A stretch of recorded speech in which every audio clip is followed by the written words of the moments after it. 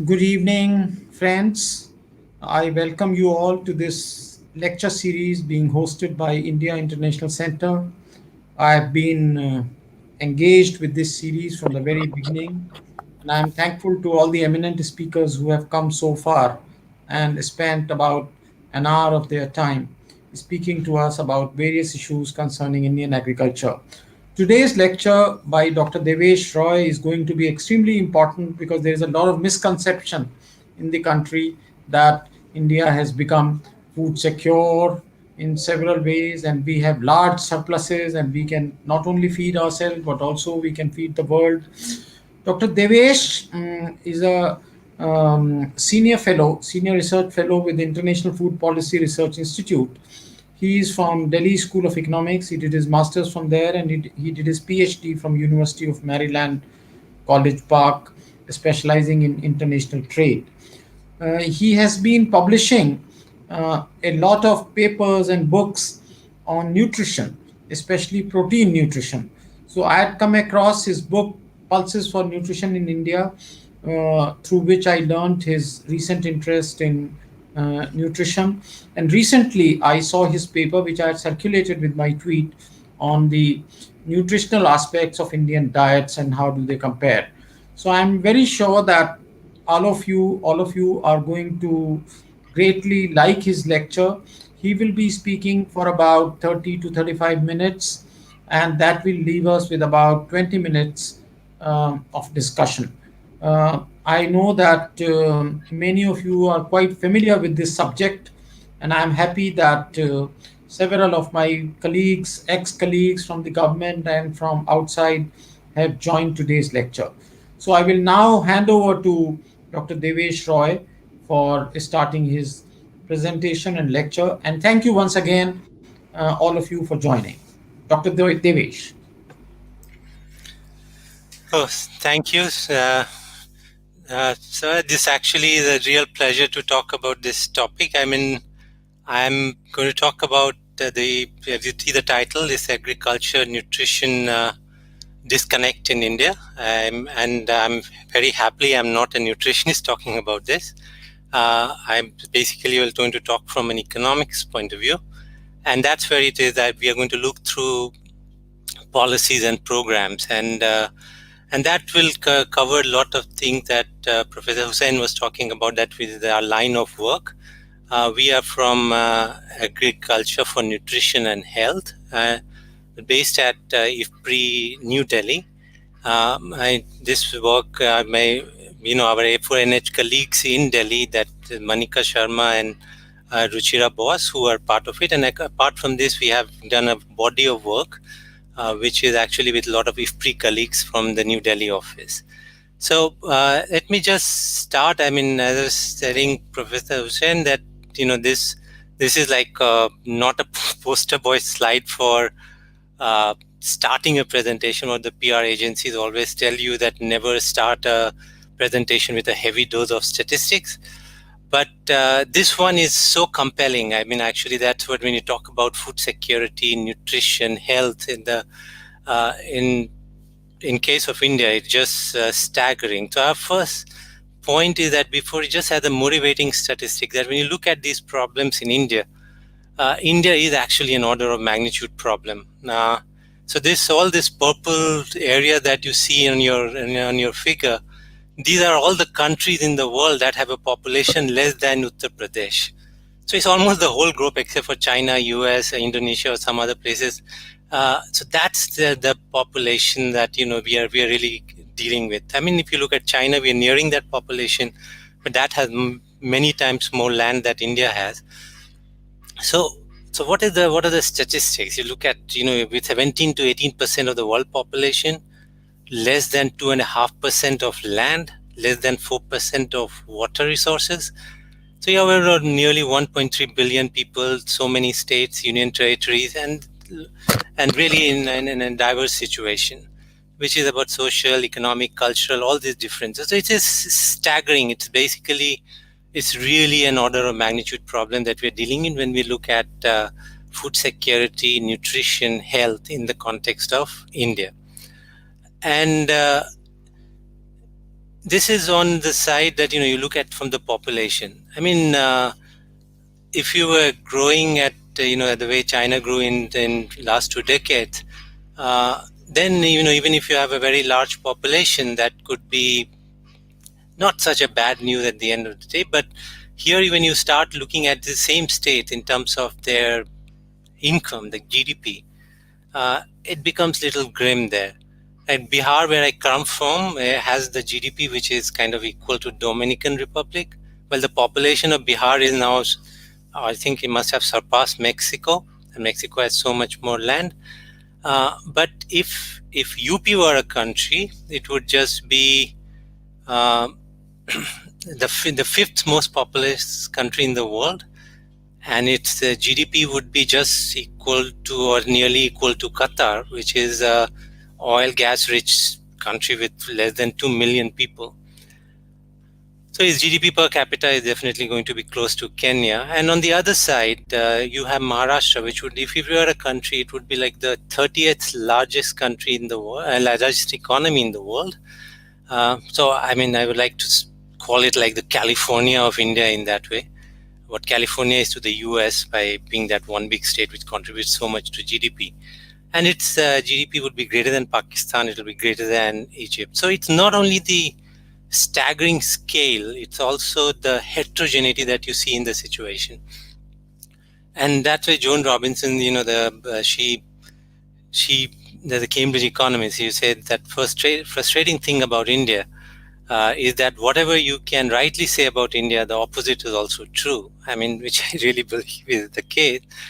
And so this is the kind of problem that we are looking at. And our objective, as Professor Hussain was saying in the introduction, is to look at what is, with all this situation that is there on with really small land holdings that we have, so much population pressure, so much heterogeneity, really low income situation, resource constraint. What is happening to look at diet, food security, nutrition?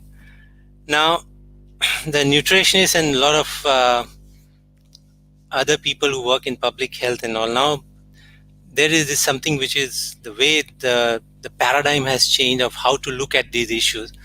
They would really pat themselves on the back and say that we are looking like it from a food system perspective. That is where all the everything depends on everything else. But then it's basically a deja vu moment for economists, because we could say we told you so. We always knew it. This is general equilibrium that the way we economists are looking at. So you have got drivers of the food system. Then food system basically you think about as comprising the food supply chains, the food environment where food availability, economic, physical access, food quality and safety, and then consumer behavior. They encompass your food system, and then all the drivers, they could be biophysical, environmental drivers, their innovation, technology, obviously political economic drivers and socio-cultural drivers. And all these things then interact, and this is a kind of a looped system. That's why I call it like a general equilibrium, that everything depends on everything else. And all these interactions that take place, you're going to get to diets and then to nutrition and health outcomes. And so this is basically the way, the paradigm, that is how now you look at how diets are determined, how nutrition is determined. It's determined through a food system where, there are all these agents, all these activities, and there are all these interactions that actually determine the diet and then the nutrition.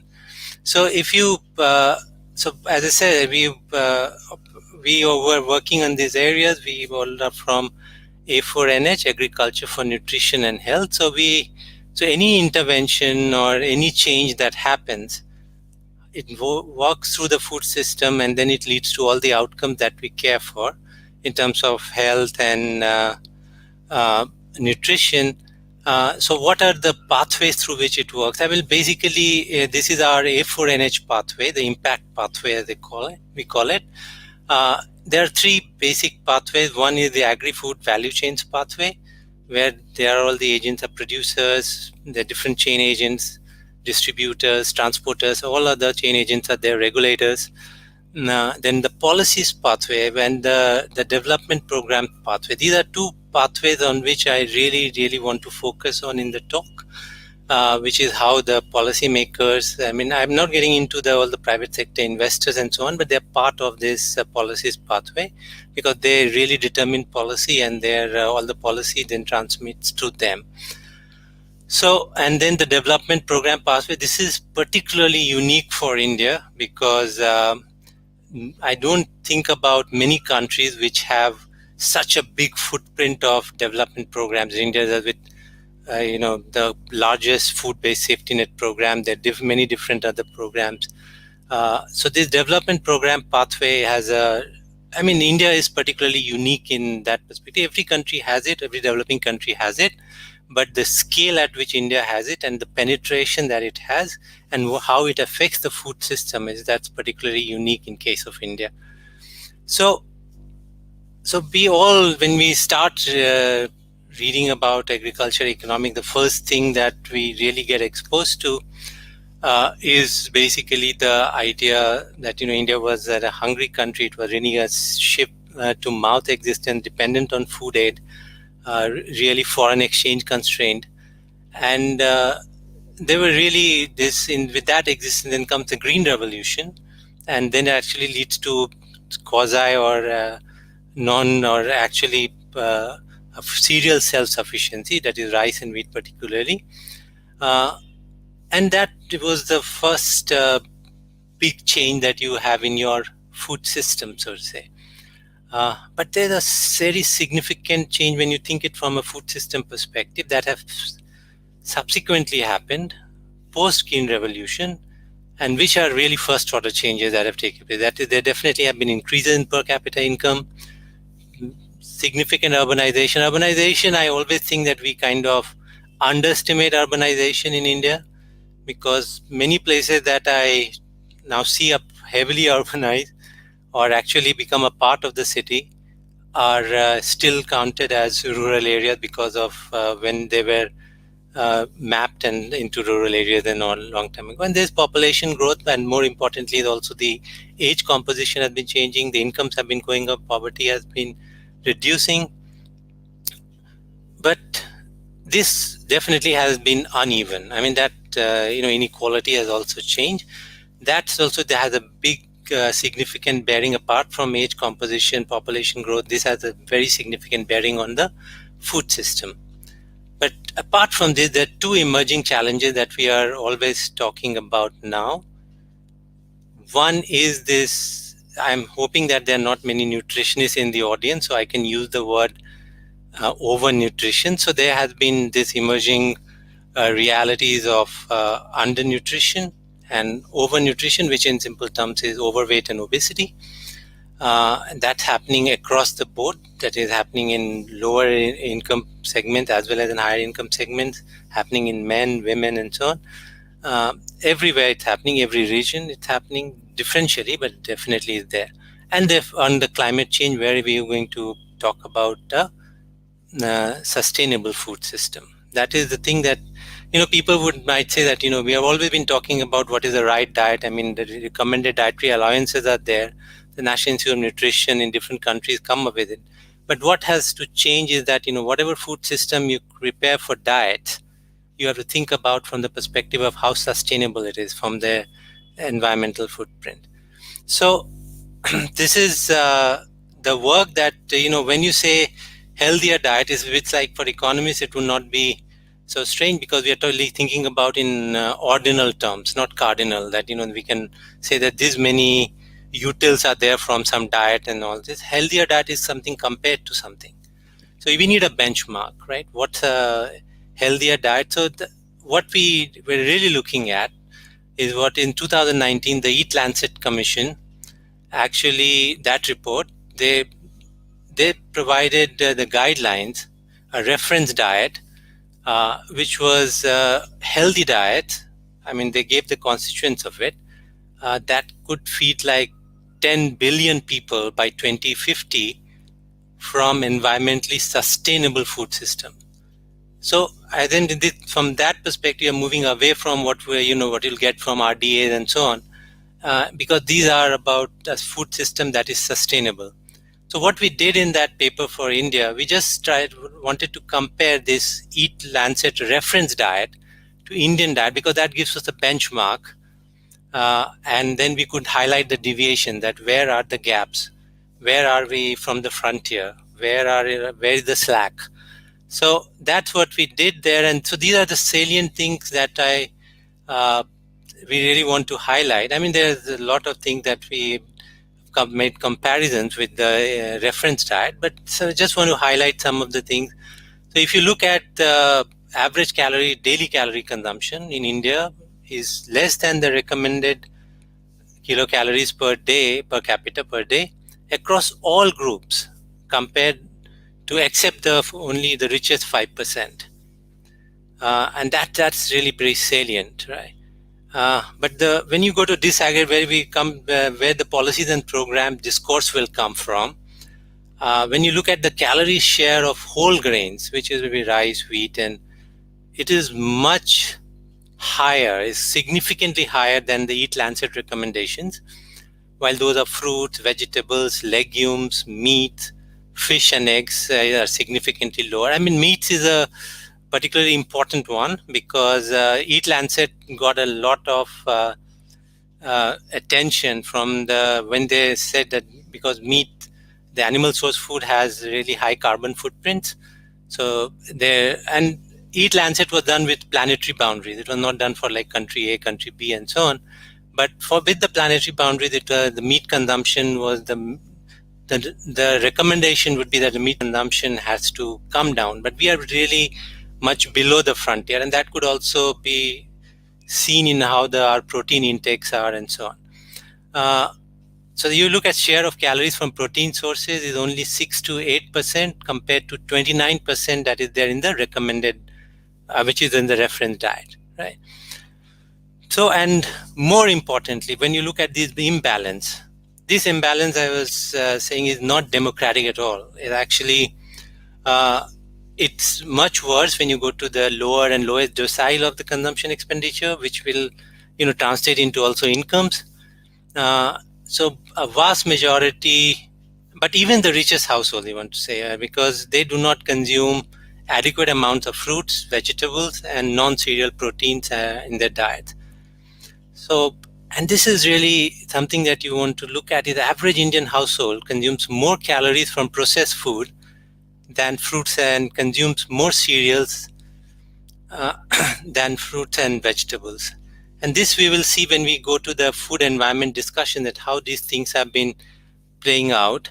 I mean, how when we talk about the food system, we said here are the food chains, and then there is the food environment, and then the consumer behavior that determines your food system. Now, this is something which I did a lot of work on pulses. Then to get a little bit of understanding on this, the next task to understand is this whole complex of edible oil, which I now realize is actually far more complex than what is there in pulses. I mean, pulses in itself very complex, but what you're going to get from edible oil is actually far more contrived. So if you look at one of the biggest food system change that happened was in early 90s, when the edible oils went to the open general license at 65% tariffs and all, and you can see what happened to the imports of edible oil. The prices of edible oil collapsed, but these were the edible oils which comprised mostly palm oil from Malaysia and Indonesia, the cheap but not the healthiest of oil that you will get. And this is again, if you look at the highest calorie consumption of palm oil is among the highest income groups. It's not and you're not even taking into account all the eating out culture which is there, how the processed food is there. Your oil consumption would be far bigger than what you would really assess from this perspective. And this is urban households in the highest income group get like 30% of daily calories from processed food. And processed food is not even a category in Eat Lancet reference diet. But given the context of India, we really looked at processed food because it's important and it's rising. It's really becoming far more pronounced, and that we need to keep an eye on it, and that would be a lot that will cover from our food environment changes. So what is the take-home message? Indian diets, you look across states, across income groups, across gender. If you look at this reference diet, they are unhealthy. And so if you, many of you would be policymakers, that if you want to, there has to be like, they have to accelerate, or they have to change, or they have to bring about food system transformations to make healthier and sustainable diets. And we would say more affordable, more accessible, and acceptable. That could improve our nutrition and health outcomes, which is, and when we say acceptable, we also have to start thinking about food quality and safety. So start from the production side, and that's what we said, that that's one of those things, is agri value chains as a part of the food system. So shift to healthier diet, and it will require a change in production patterns, and that's where your policies and programs will start having traction.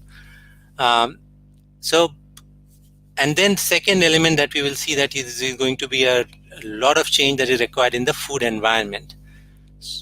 So we currently produce too much rice, too much sugarcane, and too little of coarse cereals, pulses, fruits, and vegetables. And in your Eat Lancet reference diet is not only greenhouse gas emission, they also look at water intensity and so on. From the whole sustainable perspective of the food system. So rice and sugarcane, we know, are highly water intensive. This one I don't know, because there's a technical thing which I'm trying to understand, that what is the load of it.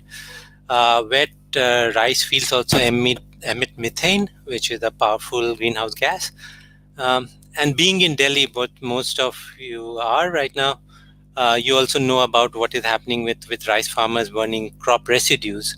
And we did a paper which was in International Journal of Epidemiology, which actually looked at the health impact because of this crop burning that was happening in Punjab, Haryana, and these places.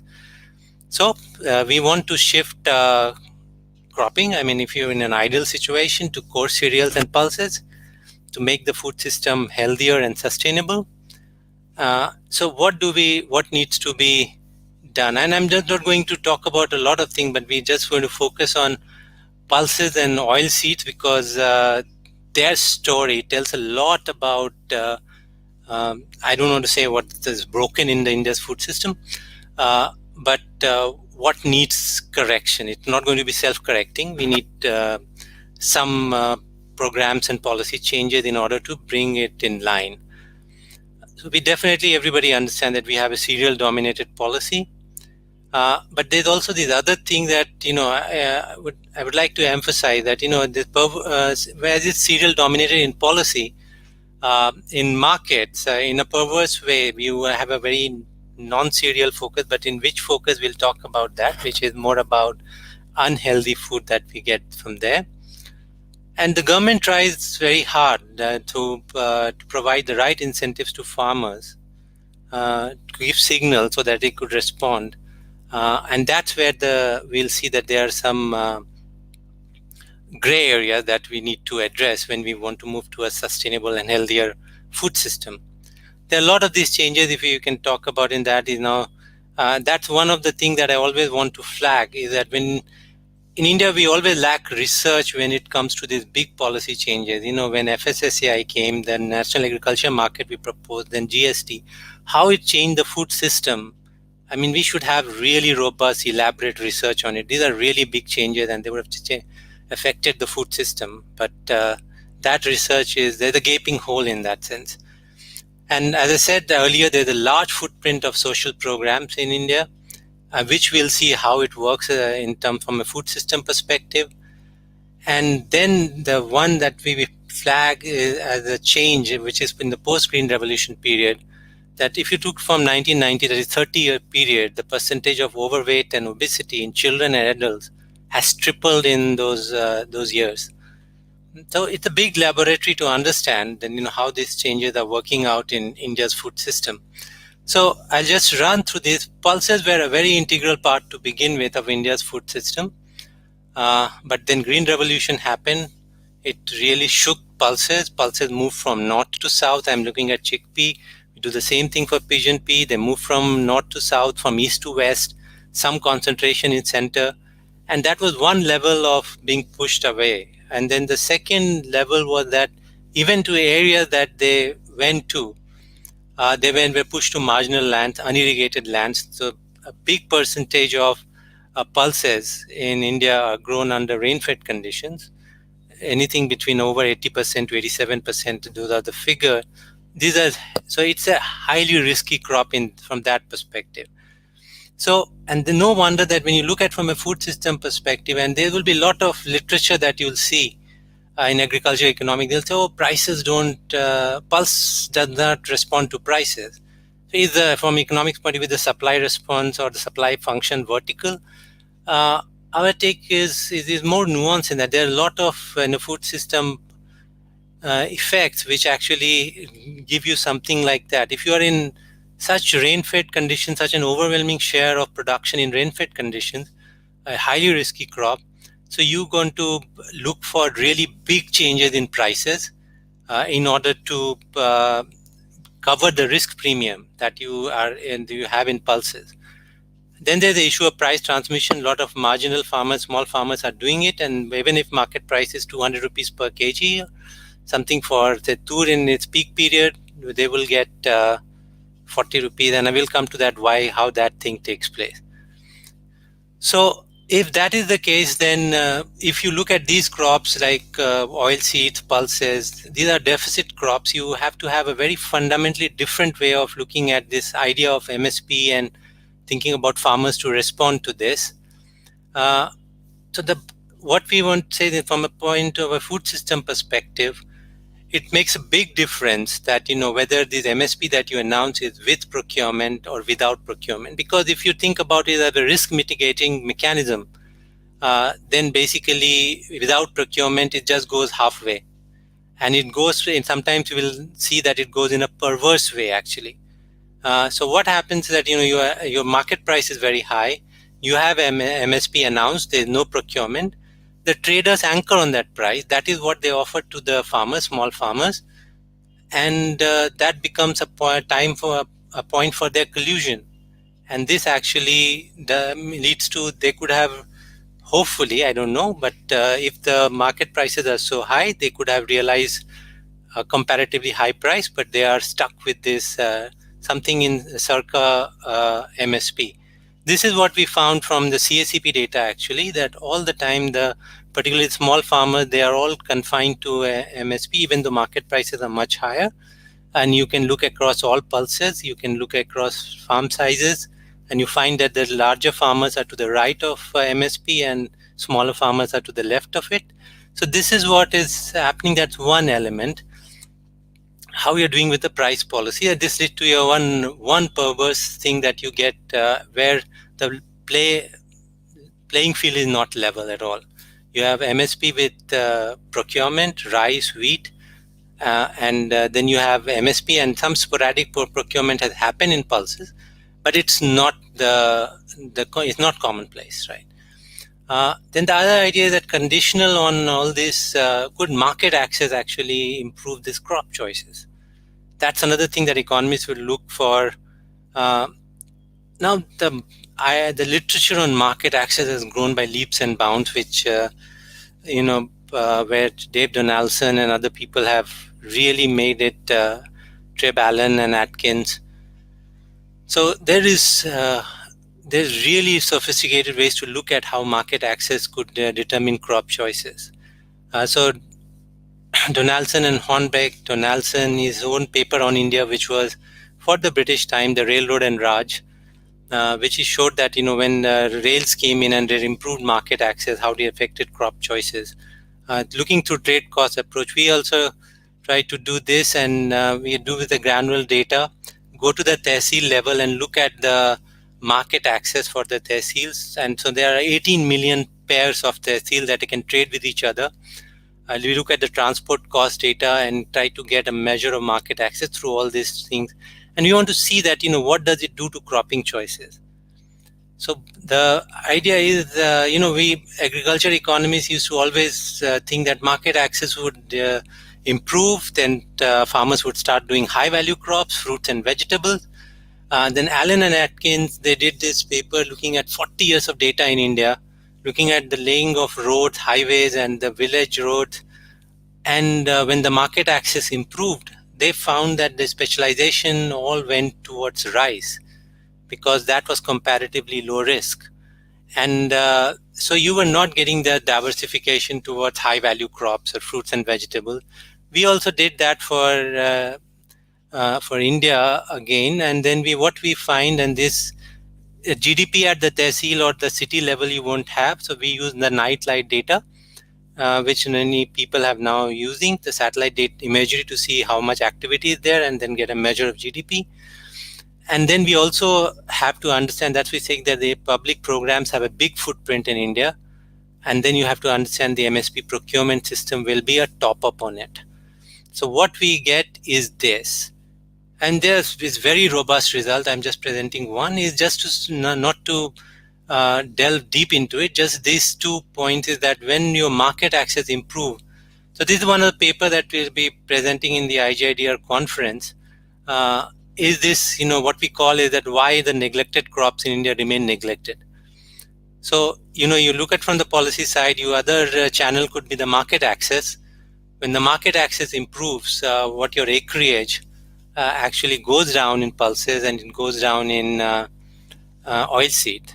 So this, because they remain comparatively risky.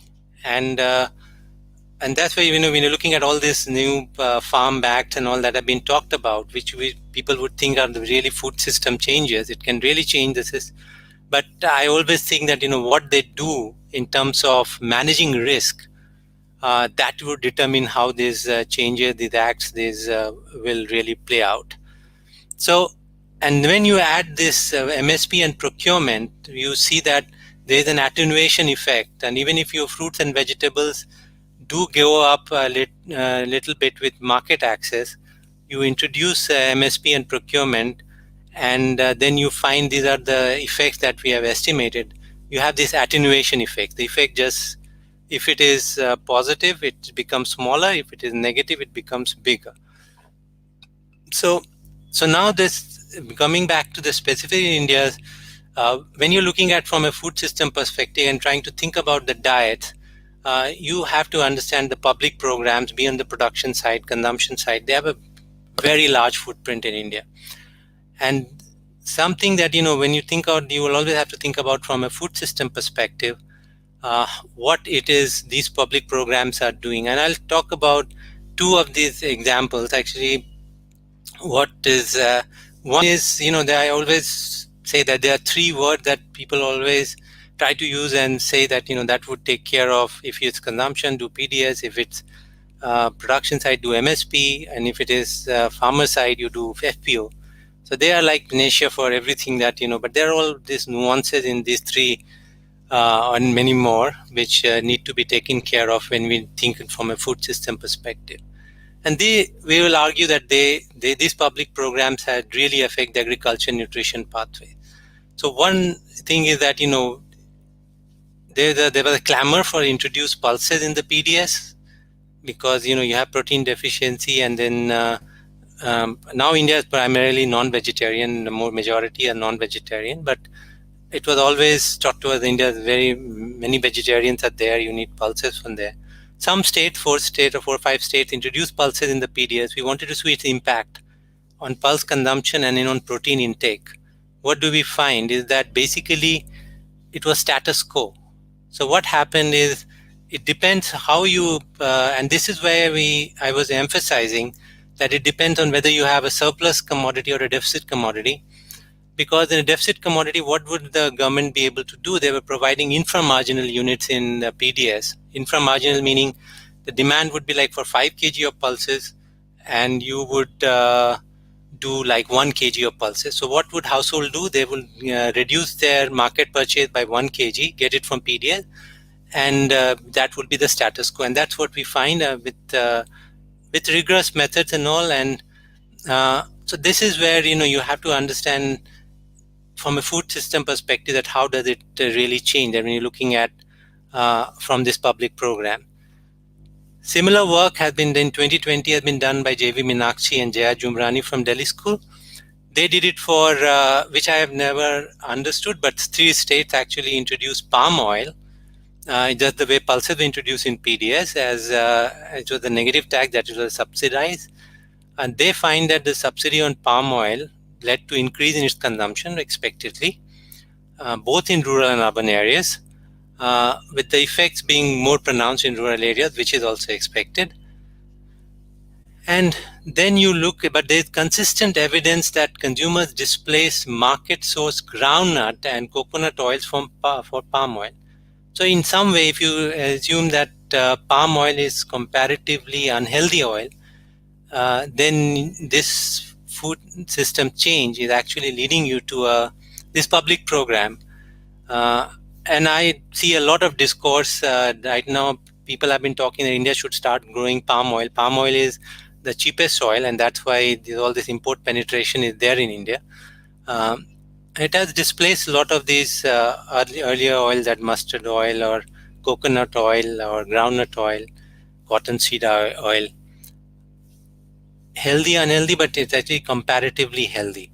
So these are the public program that changes happen. Now, the other second bit that I wanted to emphasize is also you take a very system perspective. So you have the NFSA, the National Food Security Act. Then you start understanding the heterogeneity across states, the deficit state, surplus state, deficit commodity, surplus commodity. So since I come from Bihar, I co-author on this. Vinash also comes from Bihar. So we are really interested in what happens for Bihar. So Bihar is largely self-sufficient in rice, not in wheat. NFSA, the allocation is about 3.5 million tons. So about 4 to 5 million tons rice is being produced in Bihar. You are largely self-sufficient. And then you have a 3 to 3.5 million tons being, I use the trade term dumped there because it is at a very low cost as 3 rupees. So that really affects the food system. It affects the farmers' returns. It affects the farmers' choices, what technology they adopt, how much they would invest in rice varieties, and what technology they will adopt in terms of irrigation and all. It really affects the food system. So these are the general equilibrium or the food system effects of public program that you would find in when you look at this in India. Now, this last bit that we have is that this is the food environment. So here is, the picture actually tells you all the story. Those of us who work in the field or used to work in the field before COVID, either way, would always find something very salient, which is that, you would find all these things that you have find here displays. You can find Coca-Cola, Pepsi, whatever, and all the chips and biscuits and all very easily, even if you are in the remote areas. But you would not find fruits. You will not find animal source food, or at least not find in a good condition that is edible. And so this is the changes in the food environment that has happened or that is happening all the time, which is the second element where you come from policies and program. So this is now, if you look at 2015-16 NFHS data, India is both undernourished and overweight. And you can look at any transect in this, men, women, rural, urban, age groups, you have the same story. And look at what has happened to domestic availability of edible oil. And we're particularly picking up 93, 94, that's when the edible oil went to the open general license. They could be imported by the private parties, and then the all palm oil and everything came in. India till 90, for a brief period in 90s, it was self-sufficient in edible oil. Before that, it was nearly self-sufficient, and now we have 60 to 65% import penetration in edible oil. Most of it is palm oil, and that has been going up. And so we are not doing any kind of causal relation, but you begin to see the association. That is, one is that edible oil consumption has gone up in a staggering way, and it has gone up in towards those oils which are comparatively unhealthy. And that's why we started at 93, 94, because that's the structural break in the policy regime. And And you see all the distribution of BMI in India. It has just shifted to the right. And again, it's on the transect. You look at by the age group, by location, everywhere it is just. Uh, this is kind of a wrong slide because these are all American slides, American snacks, sorry. But sooner or later, they will all be like this in India as well. These are all anecdotal evidence that there is a huge amount of rising snack consumption in India. Uh, there are thousands of snacks, different types of savories. These are all market summary estimates. That's why I'm calling it unreliable estimates. These are kind of based on these are hunch numbers in some way, growing at 20-25% year.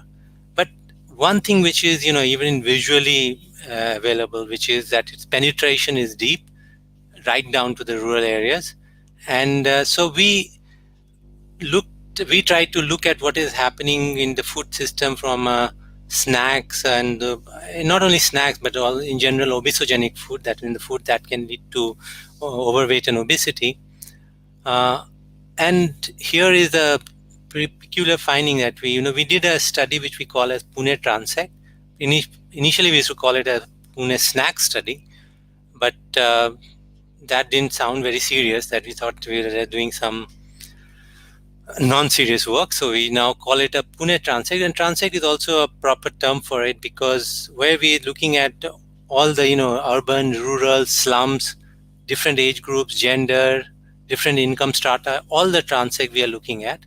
We wanted to see their really consumption pattern is not only on snacks and not only consumption patterns, we also wanted to look their lifestyle, because what is nutrition transition? The definition of nutrition transition are all these changes that will lead to lifestyle changes and economic growth that leads to dietary patterns and your physical economic activity. And so this is one of those first two studies that we did. We wanted to look at association of food access with with our co-author with Anjali and Bhushana and Karandikar, and she might even be an audience, I don't know. So we wanted to see that what happens when your food access improves, because there was a huge literature in the West which looked at food desert. If you're very far from that, if you're in upstate New York or somewhere, you're very far from supermarkets, you have to drive like 50-60 miles. They were like food deserts. So now if you look at from all those pictures that we had, we don't have like food deserts, but what we have actually, what we're calling it is a nutrient desert. So this paper that in this American Journal of Preventive Medicine, that's what we looked at in Pune, looking at how when the food access improved in terms of access of road, in terms of the shops, what they were supplying and so on. What we find is, just in summary, is this, that what you have that was basically this obesogenic, high fat, sweet, salty food, which was going up more with improved market access. And this is, you remember in the definition of food environment, physical and economic access to food is there, and we are controlling for a lot of standard of living, their economic well-being. So accounting for all that, just access is leading to this. And this is our Pune Transect study. I'm not going to get into this, but we look at a whole gamut of things there.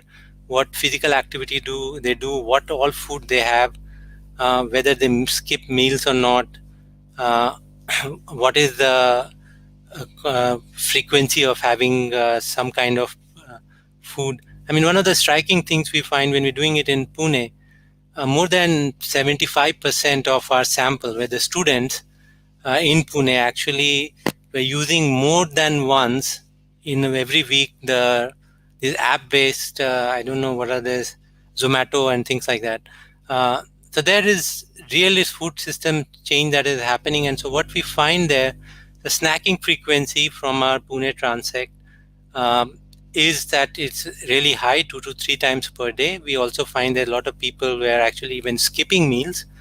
It was all across the transect. If you look at children, if you look at adolescents, adults a little less, but still quite high. And these are not the healthiest of snacks that we're looking at. There's a lot of eating out culture as well, which has picked up.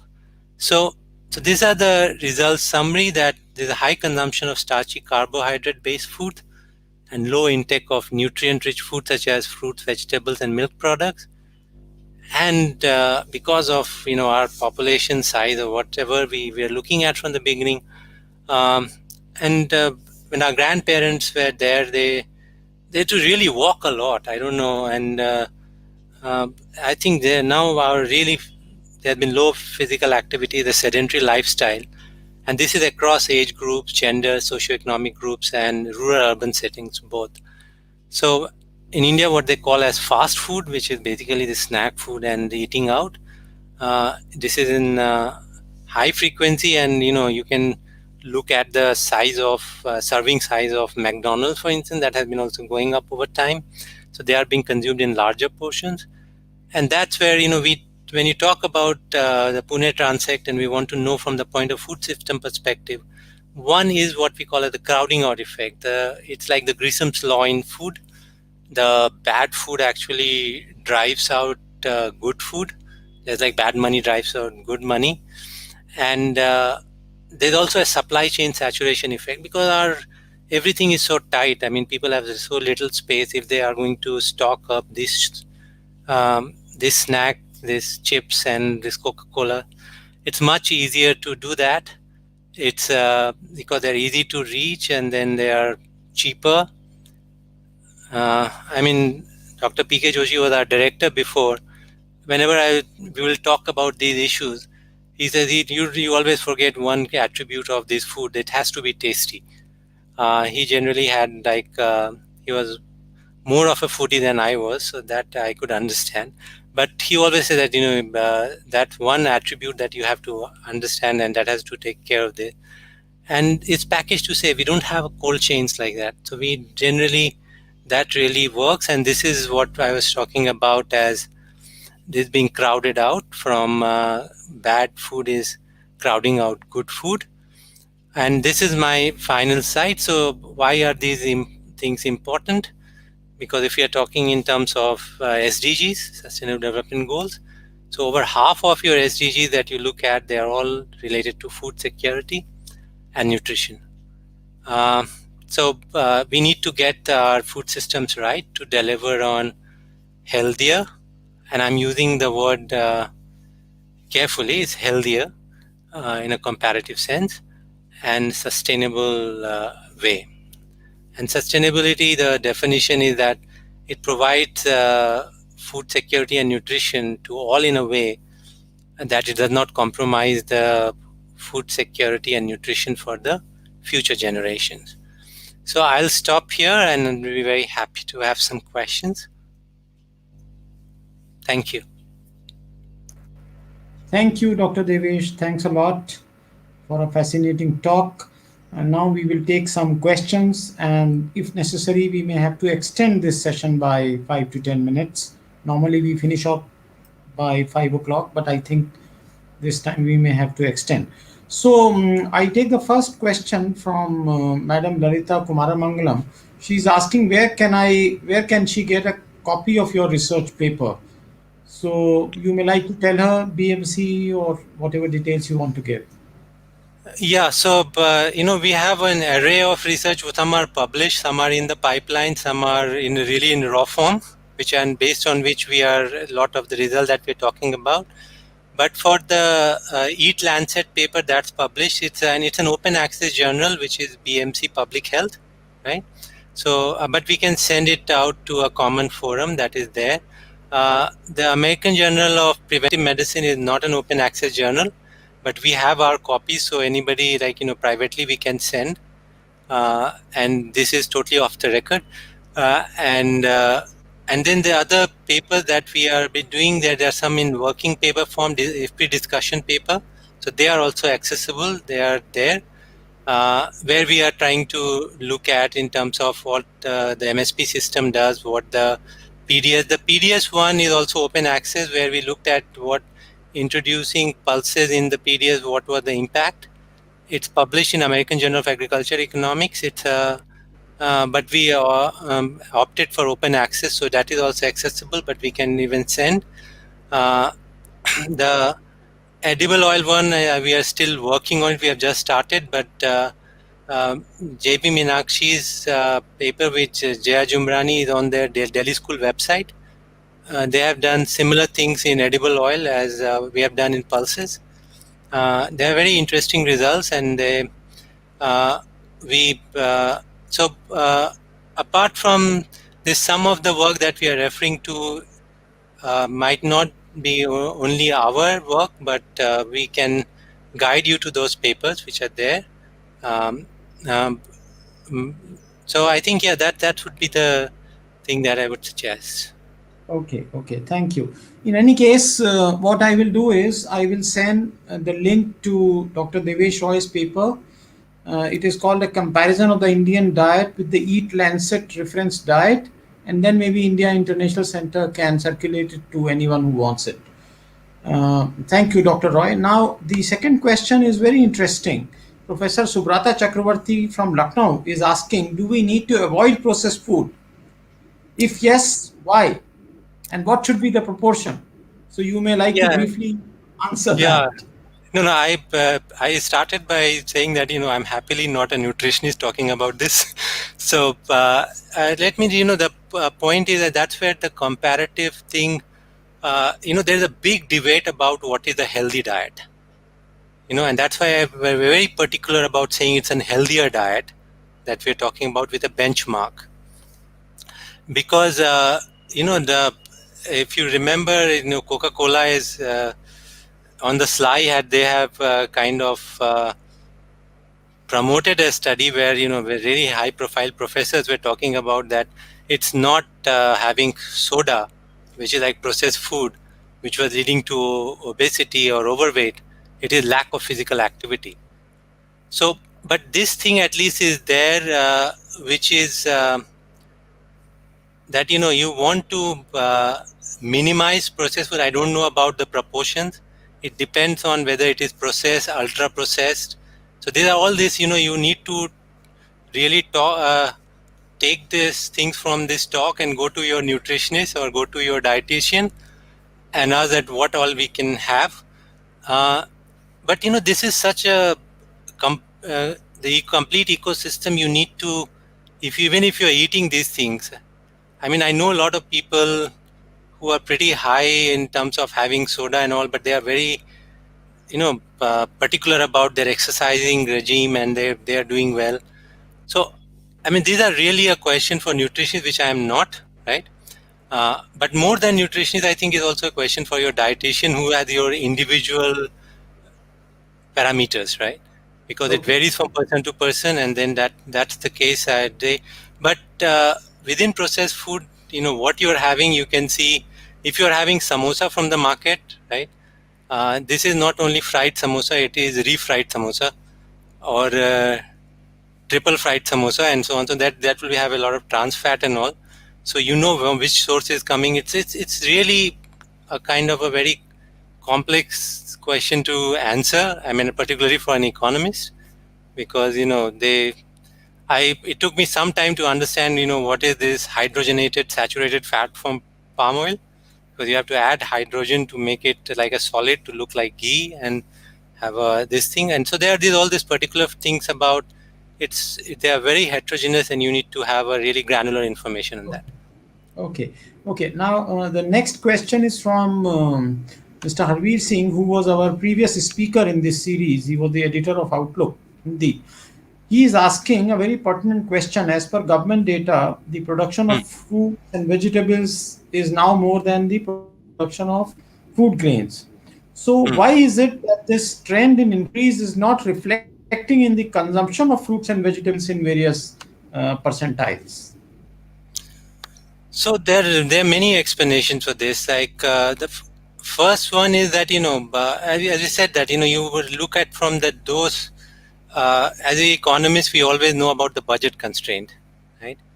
So if you're having this other food, right, then you're going to compromise on something. So this is what happens to, say, the richest people. They can be affording fruits and vegetables in a, I mean, they can, right? But what happens is that even in you look at it from our Eat Lancet work, that even in those highest deciles, they have much lower than the reference diet for fruits and vegetables.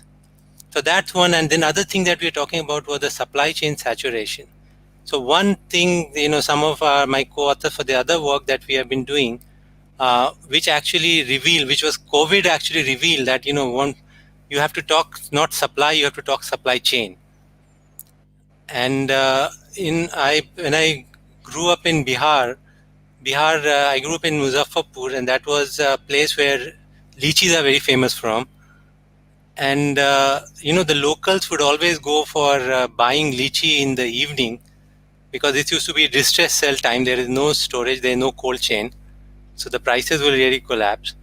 And that's how. So the point is that your production is going up. Have you got the supply chain for it? I mean, I might have been really producing a lot more fruits and vegetables.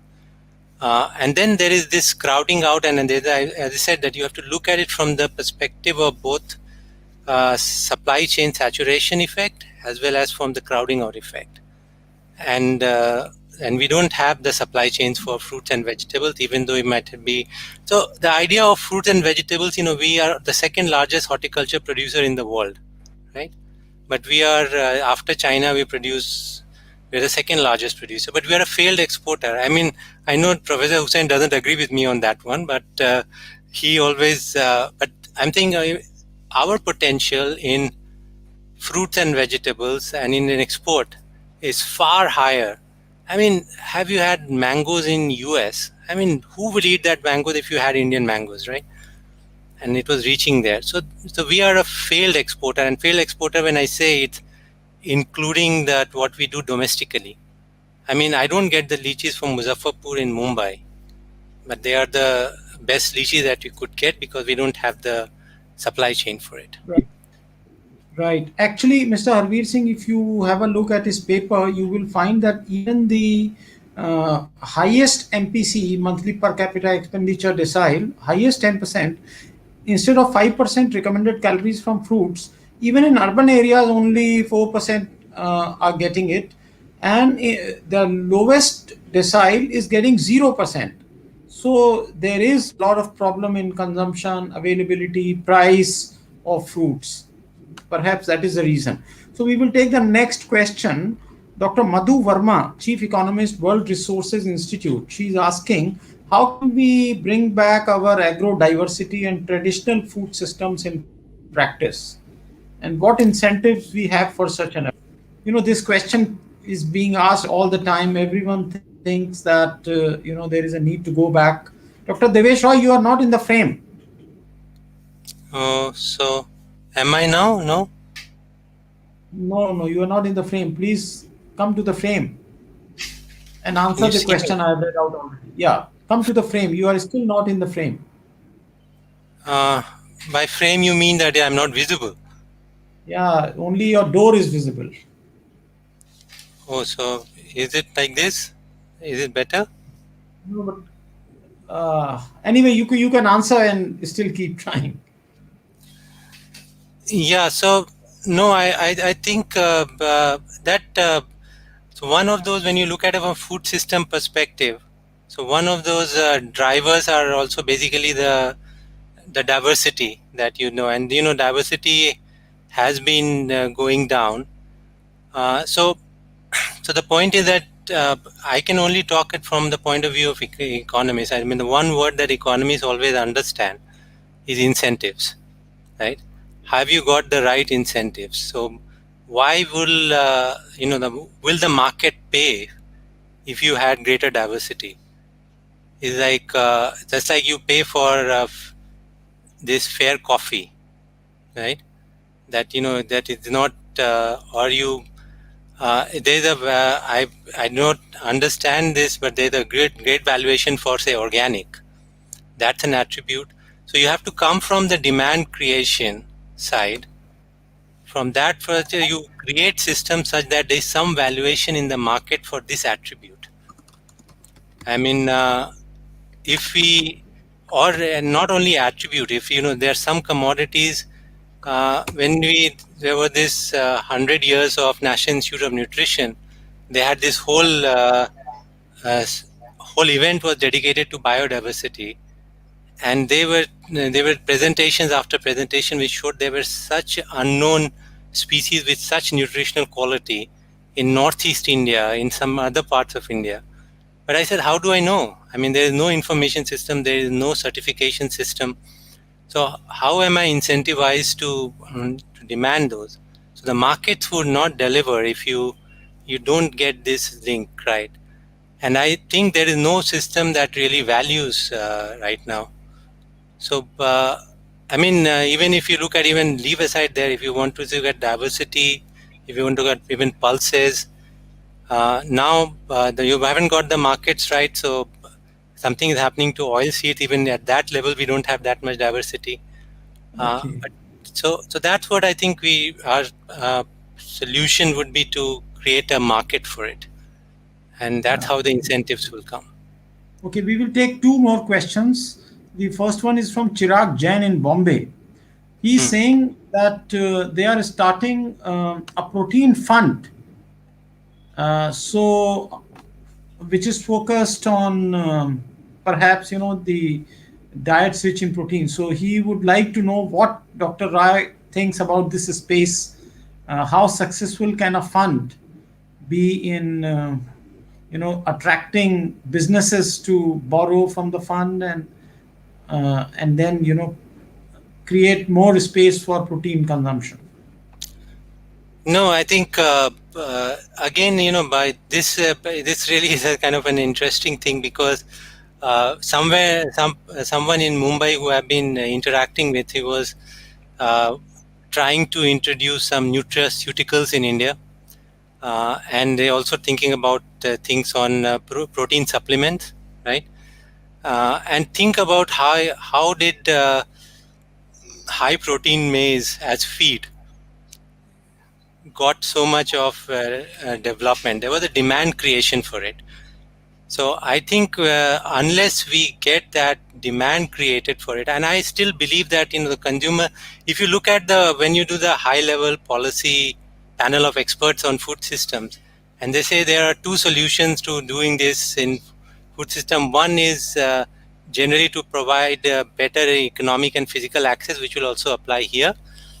But I think the bigger elephant in the room is related to how do you provide information and education. I mean, and Okay. that too in a credible way. So I don't know about what are his plans, that, how would consumers, and the key to that from an economics point of view is product differentiation. Can his product be differentiated and saying it's providing something which is not there in somewhere else? And that requires a lot of information and education. And which is, we don't have a credible system of certification. The FSSAI certification uh, does not go as far. We need it for even for fresh fruits and vegetables and fresh products. And India needs an India gap and much more. India needs a GMP in production. It needs a gap in production in agriculture, and then only you can have this demand creation that can happen. And I would really stop there, in the sense that I don't see that unless you create a demand, and they need before delving into it. Actually, you have to first go from the consumer side. Okay, so now there are many more questions, but I'm afraid we will be able to take up only one. So, Madam Vanaja from Hyderabad is saying that the consumption of fruits and vegetables may have been dominated by their processed forms. I think what she wants to say is that processed food is being preferred, while fresh is not being preferred. I think that is what she means. So, you may like to say something, and then we wrap up. Yeah, no, because that's probably that you can just relate it to what is the story in pulses. Pulses is like, if your production plus import should equal the total demand, right? But it doesn't, because a lot of pulses is like through secondary processed pulses. Like, they make those snacks and other things. So I don't know about how much of that is there, but definitely, if you mean to say that there is a lot of now that a lot of juices and lot of processed fruits that are being consumed. Uh, we were waiting for the NSS data, which did not come, the latest one. So these are all things based on the 2011-12 data. Uh, but definitely, in terms of one processed fruit that we have seen a really significant increase in consumption is juices. And juices are not the kind of healthiest form the way they are processed. There also you could have fresh juice, and then but the kind of juice that we are getting through concentrate, they are not the healthiest food. But I wish we could have, to this question, we had data to separate the same, consumption of fruits into processed fruit and unprocessed fruit. But something like that is happening, definitely happening. But it's like a blind man talking about elephant. We do not have the data for it. But anecdotally, if you see around it, this is happening. You see much more of juices around. I don't know how much of jam and jellies also are there, but definitely tomato sauce is very much there, and so on. So this thing is happening, and I don't know this. We can correlate this with high increased production of fruit and vegetables into processed. It should be a very important task to see from the point of view of food system transformation. So Okay. So thank you very much, Dr. Devesh Roy. On behalf of India International Center and entire audience, I would like to thank you, even though you are not there on the screen. So I would have I very don't know. much loved to see you accept our thanks while we can still see you. I think you are too close to the screen, but in any case, this has been a fascinating talk, and I do hope that your paper will be read by many more people. It has been published. Let me give a brief about this paper where you can find it. It was published in BMC Public Health, and the title is A Comparison of the Indian Diet with the Eat Lancet Reference Diet. So this was a beautiful lecture, and it has exposed us to a number of new information which is not really discussed about the poorer people falling short of consuming healthier options of food. So their carbohydrate requirements are being met through PDS. There was a question about the PDS. Unfortunately, we could not take it. Maybe there will be some more another opportunity to discuss that. So thank you very much, and I do hope that the next lecture in the third or fourth week of December is likely to be delivered by Dr. Pramod Kumar of Institute for Social and Economic Change. He has worked on the demand and supply of food in 2032-33. What will be the scenario of availability of food, the demand and the supply in 2032-33? So with this, we come to the end of today's session. Thank you, India International Center. Thank you, Dr. Devesh Roy, and thanks a lot for the entire audience which has joined from across India. Look forward to seeing you again next month. Thank you.